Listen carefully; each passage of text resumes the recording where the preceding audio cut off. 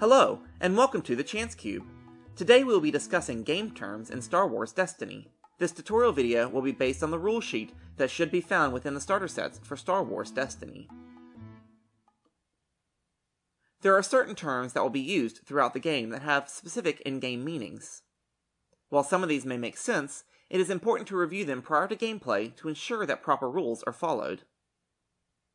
After. Use these abilities after something finishes occurring. An example of which is card number 21, Jango Fett, Lethal Mercenary, with the after term in the card's effect. This card activates, which allows you to turn it on its side and roll its dice immediately after your opponent activates and rolls their character's die. You must wait for the opponent's action to finish, which includes the rolling of the die, based on the explanation of the aftertext. Before. Use these abilities immediately before something occurs. Card number 37, Qui-Gon Jinn, has an action that occurs before. In this case, when an action or effect will cause Qui-Gon to gain one or more shields.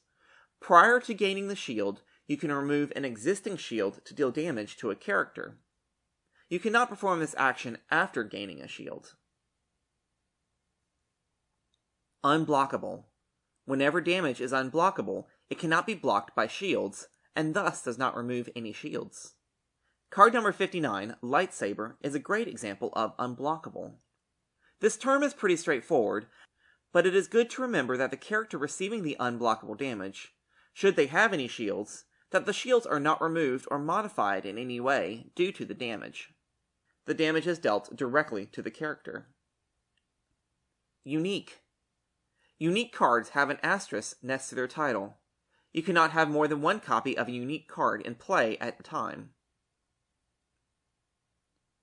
Here is a unique card, number 44, Rey's Staff, as indicated by the asterisk. While deck building rules allow you to include 2 copies of this card in your deck, only one can be placed in play or on the table at any given time. Should another copy come into your hand, it can remain there until the one on the table is removed from play, thus allowing you to play another one. Or, it can be discarded as an action to re-roll your dice. Remove. When a die is removed, it is returned to the character or support card it came from without being resolved. You can only remove dice that are in a player's dice pool. Card number 28, Leia Organa, mentions removing a die. The removal of a die is a very common term throughout the game. Removing does not take the die out of the game, but it just simply moves it from the usable dice pool back to the character it belongs to, making it unusable for the remainder of the turn. Dice that have not been activated cannot be targeted for a removal action. Certain abilities need a bit of explanation. While some cards will contain the explanation on the card, future cards may not be so kind. Also, some cards reference these keywords without explaining what they mean, so it is important to know them whether you use them in your deck or not. Guardian. Before one of your characters with Guardian activates, you may deal it damage equal to the value of a die showing damage, ranged or melee, in your opponent's pool. Then remove that die showing damage. Captain Phasma, card number 1, gives the Guardian keyword to your non-unique characters, such as First Order Stormtroopers. This is perhaps one of the more interesting keywords. You have the ability to remove a damage-dealing die by dealing damage to your character equal to the die's face value. While that seems not as interesting, you can imagine a time when your opponent may have a 1 melee and a +2 modified melee die on the field. If you did the 1 damage to your character with the Guardian keyword, and remove that die from the field, then the +2 modified melee die would not be able to be resolved. You could also remove a die that has the potential to be focused onto something more dangerous. Redeploy. This keyword only appears on upgrades. After the attached character is defeated, you may immediately move this upgrade to any of your other characters. The upgrade die moves to the new character card, even if it was in your dice pool. Card number 8, F11D Rifle, has the redeploy text. These cards do not get removed if the character is removed from play, but remains in play and can be attached to another character. While at this point we believe spotting rules do not have to be followed when redeploying, The limit of 3 upgrades on a character does.